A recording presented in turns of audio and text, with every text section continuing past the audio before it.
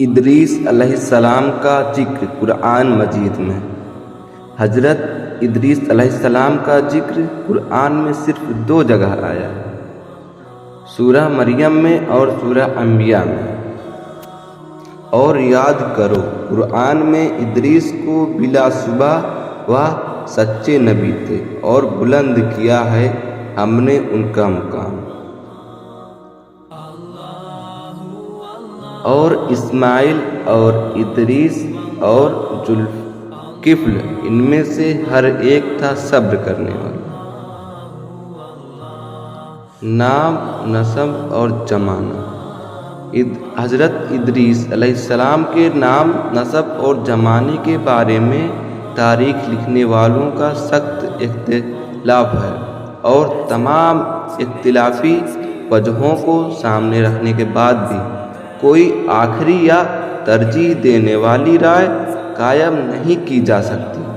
وجہ یہ ہے کہ قرآن کریم نے تو رشد و ہدایت کے اپنے مقصد کے پیش نظر تاریخی بحث سے جدا ہو کر صرف ان کی نبوت کے رتبے کی بلندی اور ان کی اونچی صفتوں کا ذکر کیا ہے، اور اسی طرح حدیث کی روایتیں بھی اس سے آگے نہیں جاتی۔ اس لیے اس سلسلے میں جو کچھ بھی ہے وہ اسرائیلی روایتیں ہیں، اور وہ بھی آپسی ٹکراؤ اور اختلاف سے بھری ہوئی ہیں۔ اسی لیے تھوڑے سے لکھنے کے پیش نظر ان دور دراز سے لائی گئی بحثوں سے بچنے کی کوشش کی جا رہی ہے۔ ایک جماعت کا یہ خیال ہے کہ حضرت ادریس علیہ السلام بابل میں پیدا ہوئے اور وہیں پلے بڑھے۔ عمر کے شروعاتی دنوں میں انہوں نے حضرت سیس بن آدم علیہ السلام سے علم حاصل کیا۔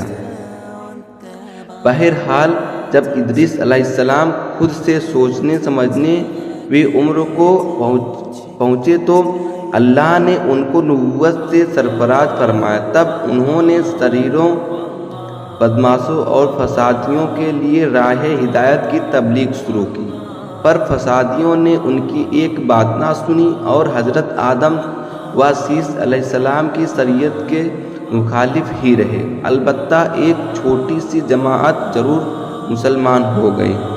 حضرت ادریس علیہ السلام نے جب یہ رنگ دیکھا تو وہاں سے ہجرت کا ارادہ کیا اور اپنے ماننے والوں کو ہجرت کر جانے کے لیے کہا۔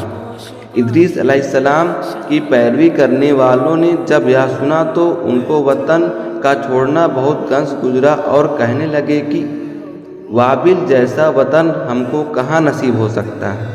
حضرت ادریس علیہ السلام نے تسلی دیتے ہوئے فرمایا کہ اگر تم یہ تکلیف اللہ کے راستے میں اٹھاتے ہو تو اس کی رحمت بہت پھیلی ہوئی ہے، اس کا اچھا بدلہ ضرور دے گا، پر ہمت نہ ہارو اور اللہ کے حکم کے آگے سر نیاز جھکا دو۔ مسلمانوں کی رضامندی کے بعد حضرت ادریس اور ان کی جماعت مصر کی طرف ہجرت کر گئی اور نیل کے کنارے ایک اچھی جگہ چن کر کے سکونت اپنا لی۔ حضرت ادریس علیہ السلام اور ان کی پیروی کرنے والی جماعت نے پیغام الہی اور بھلائی کا حکم دینے اور برائی سے روکنے والے کا فرض انجام دینا شروع کر دیا۔ کہا جاتا ہے کہ ان کے زمانے میں 72 زبانیں بولی جاتی تھیں، اور اللہ کی عطا و بخشش سے وہ وقت کی تمام زبانوں کو جانتے تھے اور ہر ایک جماعت کو اس کی زبان میں تبلیغ فرمایا کرتے تھے۔ ایک روایت کے اعتبار سے حضرت ادریس علیہ السلام پہلے آدمی ہیں جنہوں نے قلم کا استعمال کیا۔ اگر آپ کو یہ واقعہ پسند آیا ہو تو لائک کریں، سبسکرائب کریں اور شیئر کریں۔